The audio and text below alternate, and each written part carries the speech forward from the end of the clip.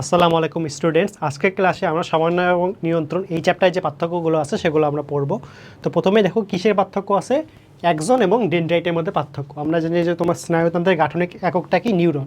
Neuron হচ্ছে তোমার দুইটা অংশ, একটা হচ্ছে তোমার অ্যাক্সন আর একটা হচ্ছে তোমার ডেনড্রন, বা যেটাকে তোমার এক কথায় হচ্ছে তোমার ডেনড্রাইট বলে। মানে হচ্ছে তোমার বহু পদে হচ্ছে তোমার ডেনড্রন আর হচ্ছে এক পদে হচ্ছে তোমার ডেনড্রাইট। তো দেখো পার্থক্যগুলো কি বলছে।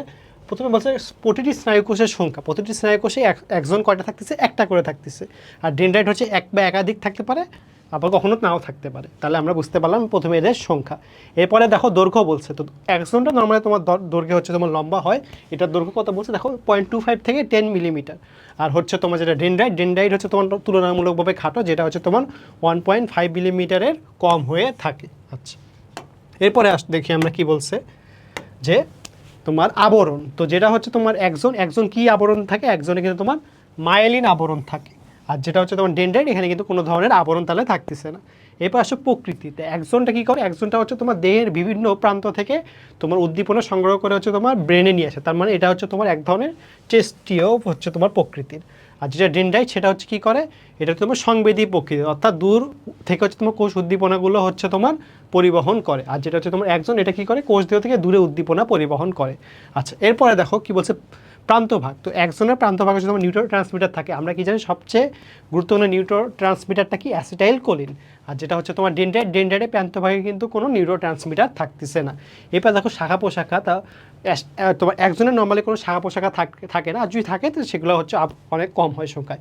অন্যদিকে ডেনড্রাইটে কিন্তু অনেকগুলো শাখা পোশাখা থাকে এবং এগুলো কিন্তু অনেক দূরে হচ্ছে তোমার বিস্তৃত হয়। এরপর দেখো কী বলছে, র্যানভিয়ারের পর্ব, যেটা আমরা আসলে ইংলিশে নাম জানি যে নোড অফ র্যানভিয়ার, সেটা হচ্ছে তোমার একজনের ক্ষেত্রে থাকে কিন্তু ডেনড্রাইটে কিন্তু থাকে না। আচ্ছা, এরপরে পার্থক্যে আমরা আসি। দেখো কী বলছে যে মেনিনজেস এবং মেনিনজাইটিস এই দুটোর মধ্যে পার্থক্য। তো তোমার মস্তিষ্কের যে আমাদের আবরণ, এটার নাম হচ্ছে তোমার মেনিনজেস। আর এই আবরণে যে কোনো জীবাণু সংক্রমণ হয় সেটা হচ্ছে তোমার মেনিনজাইটিস। এটা হচ্ছে তোমার প্রথম পয়েন্ট। দ্বিতীয় পয়েন্ট দেখো, মেনিনজেসে হচ্ছে তোমার কয়টা হচ্ছে তোমার থাকে, ঝিল্লি থাকে 3 ধরনের। একটা কি, বাইরে থাকে ডুরা ম্যাটার, ভিতরে হচ্ছে তোমার হচ্ছে অ্যারাকনয়েড ম্যাটার, আর এবং ভিতরের দিকে হচ্ছে তোমার পায়া ম্যাটার। বাট মেনিনজাইটিস যেহেতু একটা রোগ, এটা কোনো ঝিল্লি বা আবরণ থাকবে না। এরপর হচ্ছে বৈশিষ্ট্যগুলো কি দেখো বলছে মেনিনজেসের ক্ষেত্রে, যে মেনিনজেস সব বয়সী মানুষেরই হচ্ছে তোমার মস্তিষ্কে একটা স্থায়ী আবরণ। আর এটা হচ্ছে তোমার মেনিনজাইটিস, যেটা এটা তোমার বয়স এগুলা দ্বারা সকল মানুষের হয় না, কিছু কিছু মানুষের হয়ে থাকে। এবং এই জন্য একটা ব্যাকটেরিয়া দেয়, ব্যাকটেরিয়ার নাম কিন্তু আমাদের লাগবে, সেটা হচ্ছে তোমার নিসেরিয়া মেনিনজাইটিডিস। এই ব্যাকটেরিয়ার জন্য কিন্তু মেনিনজেস হইতে পারে। আচ্ছা, এরপরে পার্থক্য আমরা আসলে কী বলছে যে সেরেব্রাম আর সেরেবেলামের মধ্যে পার্থক্য। তো সেরেবেরাম হচ্ছে তোমার অগ্র মস্তিষ্কের অংশ, এবং এটা অগ্র মস্তিষ্কের অংশ, এবং এটা পুরো যে আমাদের মস্তিষ্ক আছে তার 80% হচ্ছে দখল করে থাকে এই সেরেব্রাম। আর সেরেবেলামটা হচ্ছে তোমার পশ্চাৎ মস্তিষ্কের অংশ। পশ্চাৎ মস্তিষ্কে আর কী কী থাকে, পন্স এবং মিডুলা অবলাঙ্গাটা কিন্তু থাকে। তা এটা গেল হচ্ছে তোমার প্রথম পয়েন্ট। দ্বিতীয় পয়েন্ট দেখো, সেরেব্রাম যেহেতু 80% দখল করতেছে, মানে এটা হচ্ছে তোমার মস্তিষ্কের সবচেয়ে বড় অংশ, এবং এটা হচ্ছে তোমার আকারে সবচেয়ে বেশি হবে। অন্যদিকে যেটা হচ্ছে তোমার সেরেবেলাম, এটা হচ্ছে অপেক্ষাকৃত ছোট, এবং এটা হচ্ছে তোমার মস্তিষ্কের দ্বিতীয় বৃহত্তম অংশ। এটা কত, দ্বিতীয় বৃহত্তম অংশ আছে। সেরেবেলামের ওজন কত আমরা জানি, 150 গ্রাম। এটা আমরা লিখে দিই 150 গ্রাম। এরপরে দেখো কী বলছে, এই সেরেব্রামটা কই থাকে, সেরেব্রাম কই থাকছে দেখো করোটির গহ্বরের বেশিরভাগ অঞ্চল জুড়ে থাকতেছে। আর হচ্ছে তোমার সেরেব্রামের নিচের দিকে থাকতেছে হচ্ছে তোমার পশ্চাৎ করোটির খাঁজে থাকে হচ্ছে তোমার সেরেবেলাম। আবার দেখো সেরেব্রাম কী নিয়ে গঠিত, সেরেব্রাম হচ্ছে তোমার দুইটা পার্শ্বীয় সমগোলার্ধ নিয়ে গঠিত, এবং গোলার্ধ দুটি ফাঁপা অর্থাৎ গহ্বরযুক্ত। আর যেটা হচ্ছে তোমার সেরেবেলাম, এটা হচ্ছে তোমার দুইটি পার্শ্বীয় হচ্ছে তোমার সমগোলার্ধ নিয়ে গঠিত, এবং এরা হচ্ছে তোমার গহ্বরবিহীন। আচ্ছা, এরপরে দেখো এই যে তোমার সেরেব্রামের যেহেতু দুইটা গহ্বর, এটা কী দিয়ে যুক্ত থাকে, কর্বাস ক্যালোজাম। আর যেটা সেরেবেলাম, এটার গহ্বরগুলো যুক্ত থাকে হচ্ছে তোমার ভার্মিস দিয়ে। কী দিয়ে যুক্ত থাকে, ভার্মিস দিয়ে যুক্ত থাকে। এরপরে দেখো সেরেব্রামে কিন্তু আমরা জানি 5টা হচ্ছে তোমার অংশ বা খণ্ড বা লোব আছে, আর সেরেবেলামের ক্ষেত্রে কিন্তু কোনো ধরনের লোব থাকে না। এরপরে দেখো যেটা সবচেয়ে গুরুত্বপূর্ণ, সেরেব্রামের যে একদিকের গোলার্ধ সেটা তার বিপরীত গোলার্ধের কাজ করে, বাট সেরেবেলামের ক্ষেত্রে যে গোলার্ধ সে গোলার্ধের কাজই করে থাকে। এই দুটো কিন্তু খুবই গুরুত্বপূর্ণ। এরপরে দেখো প্রধান কাজ। তো সেরেব্রামের কাজগুলো কী কী দেখো, যে বুদ্ধি, চিন্তা, ভয়, ক্রোধ, তাপ, এগুলো হচ্ছে তোমার সেরেব্রামের কাজ। অন্যদিকে হচ্ছে তোমার সেরেবেলামের কাজগুলো কি, দেহভঙ্গি এবং দেহের ভারসাম্য নির্ণয় করা, তো হচ্ছে তোমার নিয়ন্ত্রণ করা। তো এটা হচ্ছে তোমার এই দুটার কাজ, তো খুবই গুরুত্বপূর্ণ তোমাদের জন্য। এরপরে আসো যে সংবেদী এবং চেষ্টীয় স্নায়ুর মধ্যে পার্থক্য। তো যেটা সংবেদী স্নায়ু এটা কিনে গঠিত, সংবেদী নিউরন নিয়ে গঠিত, আর যেটা চেষ্টীয় স্নায়ু সেটা হচ্ছে তোমার চেষ্টীয় নিউরন দিয়ে গঠিত। তো সংবেদী স্নায়ুকে কী বলে? অ্যাফারেন্ট স্নায়ু বলে।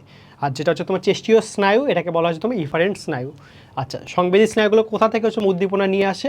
প্রান্তীয় টিস্যু থেকে, মানে দেহে বিভিন্ন প্রান্ত থেকে টিস্যুগুলো থেকে তোমার সংবেদী স্নায়ু হচ্ছে তোমার অনুভূতি নিয়ে আসে। আর হচ্ছে তোমার চেষ্টীয় স্নায়ু কোথা থেকে উদ্দীপনা নেয়?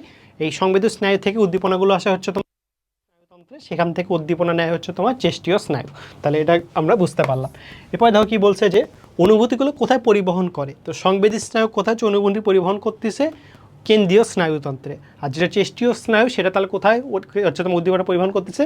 কেন্দ্রীয় স্নায়ু থেকে প্রান্তীয় টিস্যুতে হচ্ছে তোমার পরিবহন করতেছে। অর্থাৎ ধরো আমাদের এখানে একটা মশা কামড়াইলো, সংবেদী স্নায়ুর মাধ্যমে এই উদ্দীপনা কেন্দ্রীয় স্নায়ুতন্ত্রে যাবে সিএনএস, এই সিএনএস থেকে হচ্ছে তোমার এই উদ্দীপনা হচ্ছে তোমার এই চেষ্টীয় স্নায়ু দিয়ে চলে আবার এই প্রান্তীয় মানে তোমার স্নায়ুতন্ত্রে চলে আসবে। তখন আমরা এই মশাটাকে দেখে এভাবে মারবো যাতে মশাগুলো মানে পালা যায় অথবা মারা যায়। এরপর দেখো উদাহরণগুলো কী বলছে, যে সংবেদী স্নায়ুর উদাহরণগুলো কী কী? অলফ্যাক্টরি, তারপর অপটিক এবং অডিটরি স্নায়ু। আর চেষ্টীয় স্নায়ুগুলো উদাহরণ কী কী? Oculomotor, trochlear, abducens, accessory, hypoglossal. এগুলো হচ্ছে তোমার চেষ্টীয় স্নায়ুর হচ্ছে উদাহরণ। আচ্ছা, এরপরে আসি আমরা যে করোটিক স্নায়ু আর হচ্ছে তোমার সুষুম্না স্নায়ুর মধ্যে পার্থক্য। করোটিক স্নায়ুগুলো কোথা থেকে উৎপন্ন হচ্ছে? মস্তিষ্ক থেকে। আর সুষুম্না স্নায়ু হচ্ছে তোমার সুষুম্না কাণ্ড থেকে। হচ্ছে তোমার করোটিক স্নায়ু হচ্ছে তোমার কত? মানুষ দেহের সংখ্যা হচ্ছে 12 জোড়া, আর সুষুম্না স্নায়ু হচ্ছে তোমার 31 জোড়া। আর তোমার করোটিক যে আছে সেগুলোর হচ্ছে তোমার স্নায়ুমূল কিন্তু একটা, আর অন্যদিকে সুষুম্না স্নায়ুতে সেটা হচ্ছে তোমার 2টা বা 1 জোড়া। আচ্ছা, করোটিক স্নায়ু হচ্ছে সংবেদীয় হতে পারে, চেষ্টীয় হতে পারে, অথবা মিশ্র প্রকৃতিও হতে পারে। বা যেটা হচ্ছে তোমার সুষুম্না স্নায়ু সেটা কিন্তু অলওয়েজ হচ্ছে মিশ্র প্রকৃতির হবে। এরপরে দেখো করোটিক স্নায়ুগুলো কী করে? এগুলো নর্মালি হচ্ছে তোমার বেশি উন্নত বৈশিষ্ট্য হয়ে থাকে। আর হচ্ছে তোমার যেটা সুষুম্না স্নায়ু সেগুলো হচ্ছে নর্মাল তুলনামূলকভাবে হচ্ছে তোমার কম উন্নত। আচ্ছা, উদাহরণগুলো এগুলো জাস্ট নর্মাল দেখে নিয়ে সমস্যা নেই। এই সুষুম্না স্নায়ুগুলোর উদাহরণগুলো দেখলে হবে যে সার্ভাইকাল, থোরাসিক এবং লাম্বার স্নায়ু। অর্থাৎ কী ভাবতেছে আমাদের যে পিছনে যে কশেরুকাগুলো আছে সেগুলো কিন্তু হচ্ছে নাম দিয়ে এগুলো করছে সুষুম্না স্নায়ু। আচ্ছা, এরপর আসো মস্তিষ্ক এবং সুষুম্না কাণ্ডের মধ্যে পার্থক্য। তো মস্তিষ্ক হচ্ছে আবরণটা আমরা কী পড়ছি? মেনিনজেস। তো এই মেনিনজেসটা কোথায় থাকে? করোটিকার মধ্যে থাকে। এরপরে দেখো সুষুম্না কাণ্ড কোথায় থাকতেছে? আমাদের যে ভার্টিকুলার কলাম আছে পিছনের দিকে, এর ভিতরে থাকতেছে হচ্ছে তোমার সুষুম্না কাণ্ড। আচ্ছা, মস্তিষ্কর আকৃতিটা কী বলছে? স্ফীত এবং ডিম্বাকৃতি। আর আমরা কি জানি যে একটা প্রাপ্তবয়স্ক মানুষের হচ্ছে তোমার মস্তিষ্কের ওজন কত? 1.3 থেকে 1.4 কেজি, আর মহিলাদের ক্ষেত্রে 1.2 কেজি। আচ্ছা, আর যেটা হচ্ছে তোমার সুষুম্না কাণ্ড সেটা হচ্ছে তোমার আকৃতি কেমন দেখো? লম্বা এবং চোঙ্গাকৃতি। আচ্ছা, তো এই তোমার মস্তিষ্ক হচ্ছে বাইরের দিয়ে হচ্ছে তোমার সালকি এবং গাইরি ফিসার দ্বারা হচ্ছে বিভক্ত থাকে। আর যেটা হচ্ছে তোমার সুষুম্না হচ্ছে কাণ্ড সেটা কী দিয়ে বিভক্ত থাকে? বাইরের দ্বারা হচ্ছে তোমার সম্মুখ এবং পশ্চাৎ ফিসার দ্বারা কিন্তু বিভক্ত থাকতেছে। আচ্ছা, মস্তিষ্ক থেকে কয় জোড়া হচ্ছে তোমার স্নায়ু সৃষ্টি হয়? 12 জোড়া। আর সুষুম্না কাণ্ড থেকে আমরা আগের স্লাইডে কত পড়ে আসলাম? 31 জোড়া। আচ্ছা, কাজগুলো কী কী দেখো, যে মস্তিষ্কের কাজ হচ্ছে দেহের সকল যান্ত্রিক জৈব রাসায়নিক কাজ নিয়ন্ত্রণ করা। আর সুষুম্না কাণ্ডের কাজ হচ্ছে সুষুম্না স্নায়ু মস্তিষ্কের মধ্যে সংযোগ স্থাপন করে প্রতিপত্ত বা রিফ্লেক্স যে তোমার মেকানিজমগুলো আছে সেগুলো হচ্ছে তোমার নিয়ন্ত্রণ করা। আচ্ছা, এরপর আমরা আসি রড কোষ এবং কোন কোষ। আচ্ছা, রড কোষকে আমরা কী প্রোটিন থাকে জানি? রডোপসিন। আর কোন কোষে হচ্ছে তোমার কোনোপসিন প্রোটিন থাকে। আচ্ছা, রড কোষটা কি দেখো? লম্বা এবং সরু। এটা পুরুত্ব কথা বলছে 2 মাইক্রোমিটার এবং লম্বা হচ্ছে তোমার 50 মাইক্রোমিটার।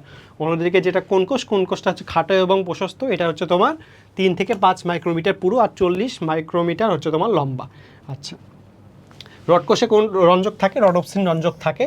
আর কোন কোষে থাকতেছে কি? আয়োডোপসিন রঞ্জক। রড কোষের সংখ্যা কত? প্রতি হচ্ছে তোমার চোখে হচ্ছে 12 থেকে 12 কোটি থেকে 12 কোটি 50 লাখ। আর কোন কোষের সংখ্যা নর্মালি একটু কম, 60 থেকে 70 লাখ। তারপর দেখো সংবেদনশীলতা, এখানে যে একটু অনেক কনফিউশন হয়ে যায় যে রড কোষ হচ্ছে তোমার আমরা নর্মালি তো মনে পারে যেটা হচ্ছে তোমার উজ্জ্বল আলো তৈরি করে, মানে উজ্জ্বল প্রতিবিম্ব, সেটা হয়তো বেশি হচ্ছে সংবেদনশীল। বাট না, রড কোষ যেটা তোমার সাদা কালো প্রতিবিম্ব তৈরি করে এটাই আলোর প্রতি তোমার বেশি সংবেদনশীল। এই কারণে এটা হচ্ছে তোমার শুধুমাত্র রাতের আলোতে, যখন হচ্ছে তোমার আলোর তীব্রতাটা কম থাকে তখনই হচ্ছে তোমার ব্যবহৃত হয়। অন্যদিকে হচ্ছে কোন কোষটা আলোর প্রতি হচ্ছে তোমার কম সংবেদনশীল, এই জন্য এটা দিনের বেলা ব্যবহৃত হয়। রড কোষে আমরা আগেই বলে আসলাম যে রড কোষে কী প্রতিবিম্ব সৃষ্টি হয়? সাদা কালো প্রতিবিম্ব সৃষ্টি হয়। আর কোন কোষে কী সৃষ্টি হয়? এটা তোমার রঙিন প্রতিবিম্ব সৃষ্টি হয়। আচ্ছা, ধরনগুলো বলছে রড কোষটা এক ধরনের হয়ে থাকে, আর কোন কোষটা অপরদিকে 3 ধরনের হতে পারে। রড কোষে হবে কী রোগ হয়? রাতকানা রোগ হয়। আর যদি কোন কোষে সমস্যা হয় তাহলে হচ্ছে তোমার বন্ধান্ধ রোগ হয়। আচ্ছা, এখানে একটা জিনিস বলি যে রাতকানা রোগ হয় এটা হচ্ছে প্রিভেন্ট করার জন্য আমরা কিন্তু ভিটামিনের সাপ্লিমেন্ট নিয়ে থাকি। আচ্ছা, অন্ধবিন্দু এবং পীতবিন্দু। অন্ধবিন্দু মানে যেখানে হচ্ছে তোমার কোনো ধরনের রডকোষ বা কোণকোষ থাকে না, ফলে সেটা একটা মানে কী বলবো, সেখানে একটা ব্লাইন্ড স্পট ক্রিয়েট হয় যেখানে কোনো হচ্ছে তোমার আলোর প্রতিবিম্ব ঘটতে পারে না, এর ফলে সেই জায়গাতে কোনো প্রতিবিম্ব সৃষ্টি হয় না। আর পীতবিন্দু মানে যেখানে সবচেয়ে বেশি পরিমাণে হচ্ছে আলোকরশ্মি হচ্ছে তোমার মানে প্রতিবিম্ব সৃষ্টি হয়, যেখানে হচ্ছে তোমার খুব মানে স্পষ্ট প্রতিবিম্ব সৃষ্টি হয়। আচ্ছা, অন্ধবিন্দু তাহলে অবস্থানটা কোথায় দেখো কি বলছে, চোখের পেছনে কর্নিয়ার বিপরীত দিকে থেকে যেখানে অপটিক স্নায়ু রেটিনা ত্যাগ করে সেখানে হচ্ছে তোমার অন্ধবিন্দু থাকে। আর পীতবিন্দু কোথায় থাকতেছে, চোখের পেছনে কর্নিয়ার বিপরীত দিকে রেটিনা যেখানে স্বাভাবিক অবস্থানে আলোকরশ্মি ফোকাস হয়। আচ্ছা, রডকোষ এবং কোণকোষ কিন্তু অন্ধবিন্দুতে একদম অনুপস্থিত, আর বিন্দুতে কিন্তু থাকে, বাট হচ্ছে তোমার পীতবিন্দুতে কিন্তু কোণকোষটা বেশি পরিমাণে থাকে এবং রডকোষ অল্প পরিমাণে থাকে। তো অন্ধবিন্দুতে কী কাজ হয় দেখো, এখানে হচ্ছে তোমার বস্তুর প্রতিবিম্ব গঠিত হয় না। আর এটা হচ্ছে তোমার যেটা কোণকোষ, এখানে বস্তু সর্বাধিক স্পষ্ট প্রতিবিম্ব গঠিত হয়, এটা হচ্ছে তোমার পীতবিন্দুর কাজ। এরপরে আসো অন্তঃক্ষরা গ্রন্থি আর হচ্ছে তোমার বহিঃক্ষরা গ্রন্থি। তো যেটা হচ্ছে তোমার অন্তঃক্ষরা গ্রন্থি এই নিঃসৃত পদার্থকে বলা হচ্ছে হরমোন, আর বহিঃক্ষরা গ্রন্থির নিঃসৃত হরমোনকে বলা হচ্ছে নিঃসৃত পদার্থকে বলা হচ্ছে তোমার এনজাইম। এটা সবাই জানো, এখন দেখি কী পার্থক্য আছে। অন্তঃক্ষরা গ্রন্থি হচ্ছে তোমার কোন গ্রন্থিগুলোকে বলে, যেগুলো হচ্ছে তোমার নালীবিহীন গ্রন্থি, যেগুলো কোনো নালী নাই, যেটা রক্তের মাধ্যমে প্রবাহিত হয়। আর যেটা হচ্ছে তোমার বহিঃক্ষরা গ্রন্থি, এটা হচ্ছে তোমার নালীযুক্ত, অর্থাৎ এখানকার নিঃসরণগুলো হচ্ছে তোমার নালী দ্বারা হচ্ছে প্রবাহিত হবে। তো অন্তঃক্ষরা গ্রন্থির নিঃসৃত পদার্থের নাম হরমোন, আর বহিঃক্ষরা গ্রন্থির নিঃসৃত হরমোনের পদার্থের নাম কি, এনজাইম। আচ্ছা, অন্তঃক্ষরা গ্রন্থিতে যেহেতু কোনো নালী নেই, তাহলে এটা কী দিয়ে প্রবাহিত হয় বললাম আমরা, রক্ত দ্বারা প্রবাহিত হয়। আর যেটা হচ্ছে বহিঃক্ষরা গ্রন্থি, এটা হচ্ছে তোমার নালীর মাধ্যমে প্রবাহিত হয়। তো যেটা রক্তের মাধ্যমে প্রবাহিত হয় সেটা তো রক্ত তো আমাদের সারা দেশ সব শরীরেই যাচ্ছে, তো স্বাভাবিকভাবেই এই তোমার হরমোনটা দেহের সব জায়গায় কাজ করতে পারে, বা যেটা হচ্ছে অর্থাৎ দূরবর্তী টার্গেটে মেনলি কাজ করে। আর যেটা হচ্ছে তোমার নালী, সেটা হচ্ছে তোমার ওই কাছের বা দূরের উভয় দূরত্বে কিন্তু কাজ করতে পারে।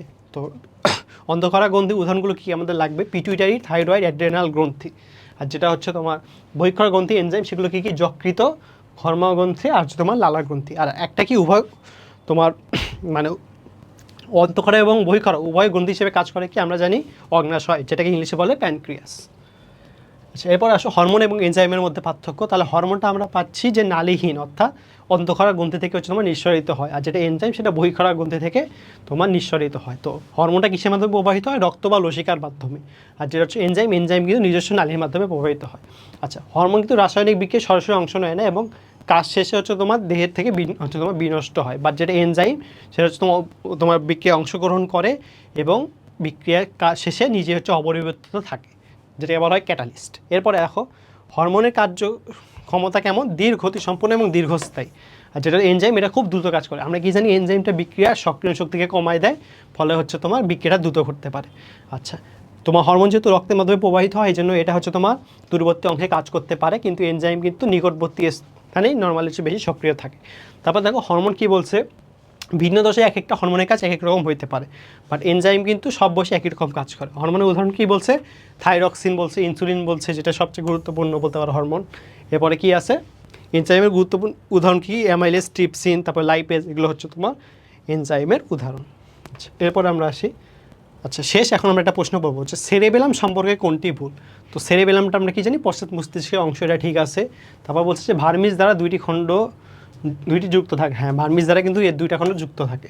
আচ্ছা, এটা হচ্ছে তোমার 5টি খণ্ডে বিভক্ত, না সেরিবেলামের কোনো খণ্ড থাকে না, তার মানে এটা হচ্ছে তোমার ভুল।